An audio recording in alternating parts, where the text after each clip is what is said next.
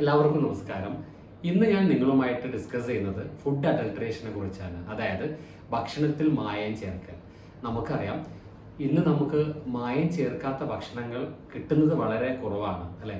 നമുക്ക് കടയിൽ പാക്കറ്റ് ഫുഡായിട്ട് കിട്ടുന്ന ഒരു 40% ഫുഡ് ഐറ്റംസിലും മായം ചേർത്തു എന്നാണ് പൊതുവെ കണക്കുകൾ പറയപ്പെടുന്നത്. അപ്പോൾ കഴിഞ്ഞ ദിവസം തന്നെ താമരശ്ശേരിയിൽ കൃത്രിമ നിറം ചേർത്ത ശർക്കര വിറ്റു, അത് പിടിക്കപ്പെട്ടു. അയാൾക്ക് പിഴയും തടവൊക്കെ കിട്ടി എന്നുള്ളത് നമ്മുടെ ന്യൂസ് പേപ്പർ വഴി വായിച്ചു. അതുപോലെ തന്നെ കഴിഞ്ഞ ദിവസം കാസർഗോഡ് നമ്മുടെ നെയ്യിൽ അഡൽട്രൻസ് ചേർത്തു. അത് എന്തിനു വേണ്ടിയിട്ടാണ് അഡൽട്രൻസ് ചേർക്കുന്നത്? അതിൻ്റെ നിറം കൂട്ടാനും അവർക്ക് ഇതിൻ്റെ ക്വാണ്ടിറ്റി കൂട്ടാനും അതുപോലെ ലാഭം കൂട്ടാനൊക്കെ വേണ്ടിയിട്ടാണ് അവരത് ചെയ്യുന്നത്. പക്ഷേ അതുകൊണ്ട് നമ്മൾക്ക് സമ്മാനിക്കാൻ എന്താണ്? കിഡ്നി രോഗങ്ങളും ഹാർട്ട് സംബന്ധമായിട്ടുള്ള അസുഖങ്ങളൊക്കെയാണ് നമ്മൾക്ക് ലഭിക്കുന്നത്. അപ്പോൾ ഇന്ന് ഞാൻ നിങ്ങളുമായിട്ട് ഡിസ്കസ് ചെയ്യുന്നത് ഈ ഒരു ടോപ്പിക്കാണ്. ഞാൻ doctor Rajeev, chief consultant, Aman homeopathy speciality clinic, Mundiyankavu, Parappanangadi, Malappuram. നമുക്കറിയാം, ഏറ്റവും കൂടുതലായിട്ട് മായം ചേർക്കുന്ന ഒരു ഫുഡ് ഐറ്റം എന്ന് പറയുന്നത് ചായപ്പൊടിയാണ്. ഒരു നുള്ള് ചായപ്പൊടി ഇട്ട് കഴിഞ്ഞാൽ ചായ ഡബിൾ സ്ട്രോങ് ആവും. നമുക്ക് ആ ഒരു ചായ കുടിച്ച ഒരു എഫക്റ്റ് ഡബിൾ ആവും. അങ്ങനെ രീതിയിലൊക്കെ ഉണ്ടായിരുന്നു. അപ്പോൾ കഴിഞ്ഞ ദിവസം മലപ്പുറം വയലത്തൂരിൽ ഇതേപോലെ ഇങ്ങനെയുള്ളൊരു ചായപ്പൊടി വിൽക്കുന്ന, ലൂസായിട്ട് ഇങ്ങനെ വിൽക്കുന്ന ആ ഒരു കടക്കാരന് പിടിക്കപ്പെടുകയും അപ്പോൾ ഒരുപാട് മാരകമായിട്ടുള്ള കിഡ്നി ഡിസീസൊക്കെ ഉണ്ടാക്കുന്ന രാസവസ്തുക്കൾ ആഡ് ചെയ്യുന്നു എന്നുള്ള രീതിയിൽ അത് പിടിക്കപ്പെട്ടു. റഷ്യൻ ബ്ലൂ, ഇൻഡിഗോ പോലുള്ള മാരകമായ രാസവസ്തുക്കളാണ് ഈ ഒരു കടുപ്പം കൂടാൻ വേണ്ടിയിട്ട് ഇതിൽ ചേർക്കുന്നത്. അത് കൂടുതലായിട്ടും ചേർക്കുന്നത് പറഞ്ഞാൽ നമ്മുടെ ബ്രാൻഡഡ് ആയിട്ടുള്ള ചായപ്പൊടി അല്ലാതെ ലൂസായിട്ട് വില കുറഞ്ഞ് കിട്ടുന്ന ചായപ്പൊടിയിലാണ് ഇത് കൂടുതലായിട്ട് കാണുന്നത്. അപ്പോൾ നമ്മൾ അങ്ങനെയുള്ളതൊക്കെ കുടിച്ച് കഴിഞ്ഞ് സ്ഥിരമായിട്ട് നമുക്കും അറിയില്ല ഇതേപോലുള്ള മാരക വസ്തുക്കളൊക്കെ ചേർത്തിട്ടുണ്ട് എന്നുള്ളത്. നമുക്ക് ആ ഒരു എന്താ പറയുക, ചായ കുടിച്ച ആ ഒരു എഫക്റ്റ് കിട്ടുന്നത് കൊണ്ട് തന്നെ നമ്മൾ വീണ്ടും വീണ്ടും അവിടുന്ന് കുടിക്കാൻ നമ്മൾ പ്രേരിതനാവുകയും അതുവഴി നമുക്ക് സ്ഥിരമായിട്ട് കുടിക്കുന്ന വഴി നമുക്ക് ഹാർട്ട് ഡിസീസും കിഡ്നി സംബന്ധമായിട്ട് അസുഖങ്ങളൊക്കെ ഉണ്ടാവുകയും ചെയ്യും. എന്താണ് ആക്ച്വലി ഫുഡ് അഡൾട്രേഷൻ എന്ന് പറഞ്ഞാൽ?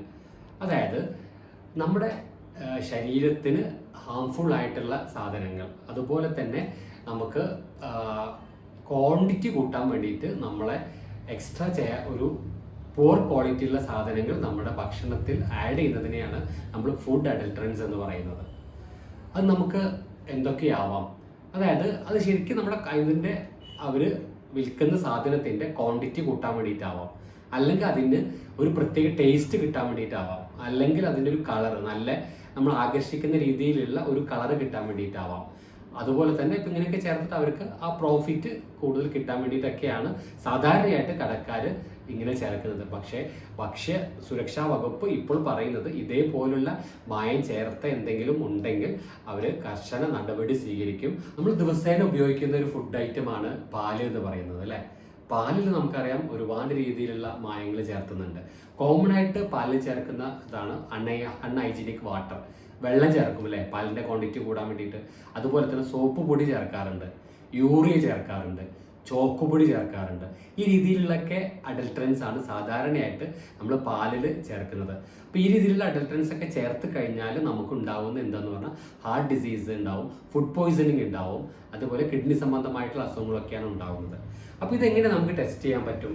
അപ്പോൾ പാലിൽ നമുക്ക് ഇതേപോലെ എന്തെങ്കിലും ആഡ് ചെയ്തിട്ടുണ്ടോ എന്നുള്ളത് അറിയാൻ വേണ്ടിയിട്ട് നമുക്ക് 2 ടെസ്റ്റ് ചെയ്യാം. ആദ്യം നമുക്ക് അതെന്താണെന്ന് നോക്കാം. അപ്പോൾ പാലിൽ നമുക്ക് അഡൾട്രൻസ് ആഡ് ചെയ്തിട്ടുണ്ടോ എന്ന് അറിയാനുള്ള ഏറ്റവും ഫസ്റ്റ് ടെസ്റ്റ് എന്ന് പറയുന്നത് ലാക്ടോമീറ്റർ ടെസ്റ്റാണ്. അതായത് നമുക്കറിയാം പാലിൽ വെള്ളം കൂടുതലുണ്ടോ എന്ന് അറിയാനുള്ള ടെസ്റ്റാണ് ഉപയോഗിക്കുന്ന ഒരു ഉപകരണമാണ് ലാക്ടോമീറ്റർ എന്ന് പറയുന്നത്. നമുക്ക് എല്ലാ സ്കൂളുകളിലും ലാബിലൊക്കെ കാണുന്ന ഒരു ഇൻസ്ട്രുമെൻ്റ് ആണ് ലാക്ടോമീറ്റർ. അപ്പോൾ എന്താ ചെയ്യേണ്ടതെന്ന് പറഞ്ഞാൽ നമ്മൾ ഒരു ഗ്ലാസ് പാലെടുത്തിട്ട് പാലിനകത്ത് നമ്മൾ ലാക്ടോമീറ്റർ ഡിപ്പ് ചെയ്യാം. ലാക്ടോമീറ്റർ ഒന്ന് ഡിപ്പ് ചെയ്യുന്ന സമയത്ത് നമുക്ക് ലാക്ടോമീറ്ററിൻ്റെ റീഡിങ് നമുക്ക് 32-ൻ്റെ ഇൻ ബിറ്റ്വീൻ ആണെങ്കിൽ അത് പ്യൂർ ആയിട്ടുള്ള മിൽക്കാണെന്നാണ് പറയുന്നത്. അത് റീഡിങ് കൂടുകയാണെങ്കിൽ അതിനകത്ത് വെള്ളം കൂടുതലായിട്ട് ചേർത്തിട്ടുണ്ട് എന്നുള്ളത്. അപ്പോൾ പ്യൂർ ആണെങ്കിൽ ലാക്ടോമീറ്റർ റീഡിങ് 30-32ൻ്റെ ഇടയ്ക്കായിരിക്കും കിട്ടുന്നുണ്ടാവുക. അടുത്തതായി നമുക്ക് പാലിൽ കോമൺ ആയിട്ട് ചേർക്കുന്ന ഒരു അഡൾട്രൻ്റ് എന്ന് പറയുന്നത് യൂറിയാണ്. അപ്പോൾ അതെങ്ങനെ ചേർത്തിട്ടുണ്ടോ എന്ന് അറിയാൻ, അതാണ് അറിയാനുള്ള ഒരു സിമ്പിൾ ടെസ്റ്റാണ്. നമ്മളൊരു സ്പൂണ് പാല് ഒരു ചെറിയ ബൗളിലേക്ക് എടുക്കുക, ഒരു സ്പൂണ് പാല്. അതിനകത്തേക്ക് നമ്മൾ ഒരു 1/2 സ്പൂണ് സോയാബീൻ പൗഡർ ആഡ് ചെയ്യാം.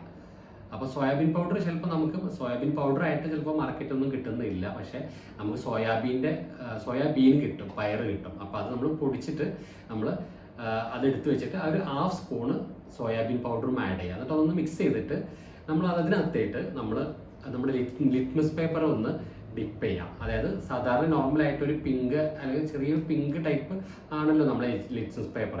അപ്പോൾ നമ്മൾ ഈ 1 സ്പൂണ് പാലും അതുപോലെ തന്നെ 1/2 സ്പൂൺ സോയാബീൻ പൗഡറും ആഡ് ചെയ്ത മിക്സറിലേക്ക് നമ്മൾ ലിറ്റ്മസ് പേപ്പർ ഒന്ന് ഡിപ്പ് ചെയ്യുന്ന സമയത്ത് അതിൻ്റെ ലിറ്റ്മസ് പേപ്പറിൻ്റെ കളർ പിങ്ക് നിന്ന് ബ്ലൂ ആയിട്ട് മാറുകയാണെങ്കിൽ അത് ഇൻഡിക്കേറ്റ് ചെയ്യുന്നത് യൂറിയ ഉണ്ട് എന്നാണ്. അപ്പോൾ യൂറിയ ഒന്നുമില്ല, പ്യൂറായിട്ടുള്ള പാലാണെങ്കിൽ ആ കളറ് ലിറ്റ്മസ് പേപ്പറിൻ്റെ കളറ് സെയിം ആയിട്ട് തന്നെ നിൽക്കും. അതായത് പിങ്ക് കളറിലെ ലിറ്റ്മസ് പേപ്പറിൻ്റെ കളർ അതുപോലെ തന്നെ നിൽക്കും. അതാണ് ലിറ്റ്മസ് പേപ്പർ ടെസ്റ്റ്. യൂറിയ പാലിലുണ്ടോ എന്നറിയാനുള്ള ടെസ്റ്റാണ്.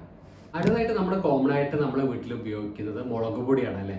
അപ്പോൾ നമുക്ക് മുളക് പൊടിയിൽ എന്തെങ്കിലും അഡൾട്ടറൻസ് ആഡ് ചെയ്തിട്ടുണ്ടോ എന്ന് നോക്കിയാലോ. ഇപ്പോൾ പാലിൽ ഞാനിവിടെ എക്സ്പെരിമെൻറ്റ് ചെയ്യണമെന്നാണ് വിചാരിച്ചിരിക്കുന്നത്. അപ്പോൾ ഈ ഒരു സമയത്ത് എനിക്കത് പാലൊന്നും എടുക്കാൻ വേണ്ടി പറ്റിയില്ല. അപ്പോൾ മുളക് പൊടിയിൽ നമുക്ക് ഒന്ന് നോക്കാം എങ്ങനെയാണ് നമുക്ക് അഡൾട്ടറൻസ് ആഡ് ചെയ്തിട്ടുണ്ടോ ഇല്ലയോ നോക്കാം. കോമൺ ആയിട്ട് മുളക് പൊടിയിൽ ചേർക്കുന്ന അഡൾട്ടറൻസ് എന്താണ്? കോമൺ ആയിട്ട് ചേർക്കുന്ന ഒന്ന് പറയുന്നത് നമ്മുടെ ബ്രിക്ക് പൗഡറാണ്. നമ്മുടെ ഇഷ്ടികയുടെ ഒക്കെ പൊടി മുളകിൻ്റെ കളറാണല്ലോ. അപ്പോൾ അതാണ് ഏറ്റവും കോമൺ ആയിട്ട് ചേർക്കുന്ന ഒരു അഡൾട്ടറൻറ്റ്. രണ്ടാമതായിട്ട് ചേർക്കുന്നത് നമ്മുടെ മുളക് പൊടിക്കൊക്കെ നല്ല കളർ കിട്ടാൻ വേണ്ടിയിട്ട് ആർട്ടിഫിഷ്യൽ കളറാണ്. മുളക് പൊടിയുടെ ആ റെഡ് കളറുള്ള ആർട്ടിഫിഷ്യൽ കളറാണ് രണ്ടാമതായിട്ട് കോമൺ ആയിട്ട് ചേർക്കുന്ന അഡൾട്ടറൻറ്റ്. ഇതൊക്കെ ചേർത്ത് കഴിഞ്ഞാൽ ഉണ്ടാകുന്നത് ഫുഡ് പോയ്സണിങ് ഉണ്ടാവും, അതേപോലെ ഹാർട്ട് ഡിസീസ് ഒക്കെ വരാനുള്ള സാധ്യത വളരെ കൂടുതലാണ്. അപ്പോൾ നമുക്ക് സിമ്പിളായിട്ട് നമുക്ക് എക്സ്പെരിമെൻറ്റ് ചെയ്ത് നോക്കാം. എങ്ങനെയാണ് നമുക്കത് കണ്ടുപിടിക്കാൻ പറ്റുക എന്നുള്ളത് ഞാനൊന്ന് ശ്രമിച്ചു നോക്കാം. ഓക്കെ, നമ്മുടെ വീട്ടിൽ ഏറ്റവും കൂടുതലായിട്ട് ദിവസവും ഉപയോഗിക്കുന്ന ഒരു പൗഡറാണ് മുളക് പൊടി അല്ലേ. അപ്പോൾ ഇന്ന് നമുക്ക് മുളക് പൊടിയിൽ നമുക്ക് സിമ്പിളായിട്ട് മായം കലർന്നിട്ടുണ്ടോ ഇല്ലയോ എന്നുള്ളത് എങ്ങനെയാണ് പരിശോധിക്കുക നോക്കാം. അപ്പോൾ നമ്മൾ ആദ്യം തന്നെ വെള്ളം എടുക്കുക. ഒരു 2 ഗ്ലാസ്സിൽ പ്യുവറായിട്ടുള്ള വെള്ളം എടുക്കുക. അതെടുത്ത് നമ്മളിവിടെ വയ്ക്കുക. പിന്നെ നമുക്ക് എന്താ പറയുക, ശുദ്ധമായിട്ടുള്ള മുളക് പൊടിയാണ്. അതായത് ശുദ്ധമായിട്ട് നമ്മുടെ തൊട്ടടുത്തുള്ള മില്ലിൽ നിന്ന് അവർ ഉണക്കി പൊടിപ്പിച്ച് വാങ്ങിയ മുളക് പൊടിയാണ്. ഇത് നമുക്ക് ലൂസായിട്ട് കിട്ടുന്ന മുളക് പൊടി, വേറെ നമ്മൾ ലോക്കലായിട്ടുള്ളൊരു കടയിൽ നിന്ന് വാങ്ങിയ ലൂസായിട്ടുള്ള മുളക് പൊടിയാണ്. ഓക്കെ, അപ്പോൾ നമുക്ക് ഇതെങ്ങനെയാണ് നമുക്ക് ടെസ്റ്റ് ചെയ്ത് നോക്കാം. ഇപ്പോൾ നമ്മൾ ആദ്യം ശുദ്ധമായിട്ടുള്ള മുളക് പൊടി നമ്മളൊരു സ്പൂൺ എടുക്കുക. ശുദ്ധമായിട്ടുള്ള മുളക് പൊടി ഒരു സ്പൂൺ എടുക്കുക. ഇത് ശുദ്ധമായിട്ടുള്ള മുളക് പൊടിയാണ്. ഇതെടുത്തിട്ട് നമ്മൾ എടുത്ത വെള്ളത്തിലേക്ക് നമ്മൾ ആഡ് ചെയ്യുക. ഓക്കെ, അപ്പോൾ ഇങ്ങനെയാണ് ശുദ്ധമായിട്ടുള്ള മുളക് പൊടി നമ്മൾ ആഡ് ചെയ്യുമ്പോൾ ഈ രീതിയിലാണ് വരുന്നത്. ഓക്കെ, ഇനി നമുക്ക് രണ്ടാമതായിട്ട് നമുക്ക് അഡൾട്ടറൻ്റ് ആയിട്ടുള്ള ആഡ് ചെയ്തിട്ടുള്ള മുളക് പൊടി അതിലെന്താണ് ചേഞ്ച് വരുന്നത് നമുക്ക് നോക്കാം.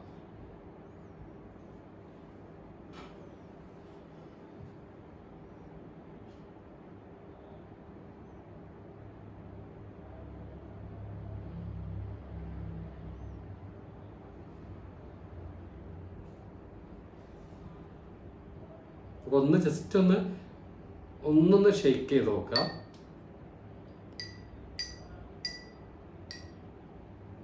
അപ്പോൾ ഇതാണ് പ്യുവറായിട്ടുള്ള മുളക് പൊടി നമ്മൾ ആഡ് ചെയ്തത്. ഇതിന് കളർ നോക്കൂ, അതെല്ലാം താഴത്തേക്ക് വന്ന് അടിയുന്നുണ്ട്. നമ്മൾ കുറച്ചും കൂടി നേരെ വെക്കുകയാണെങ്കിൽ അത് അത്ര ബുദ്ധിമുട്ടില്ല.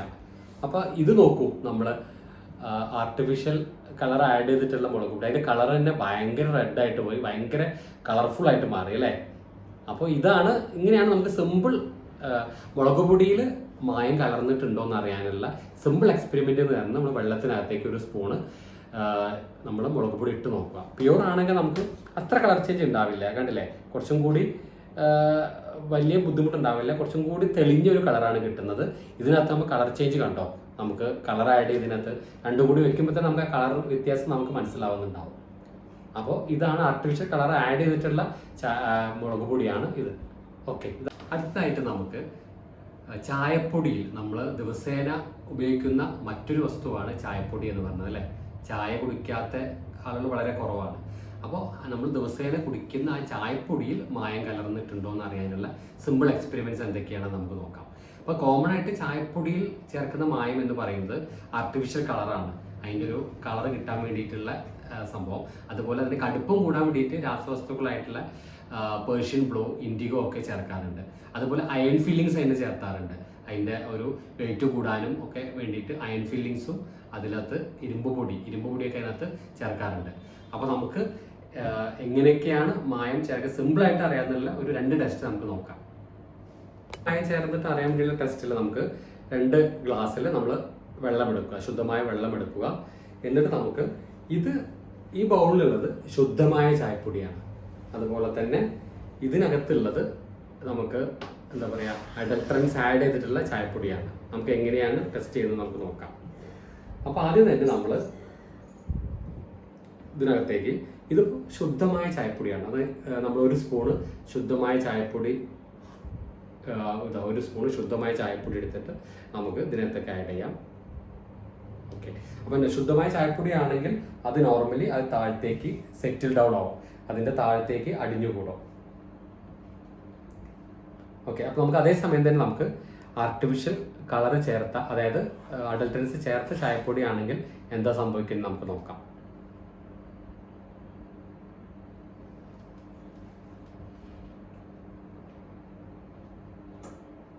കുറച്ച് നേരം ഒരു 30 സെക്കൻഡ് നമ്മളൊന്ന് വെയിറ്റ് ചെയ്യാം.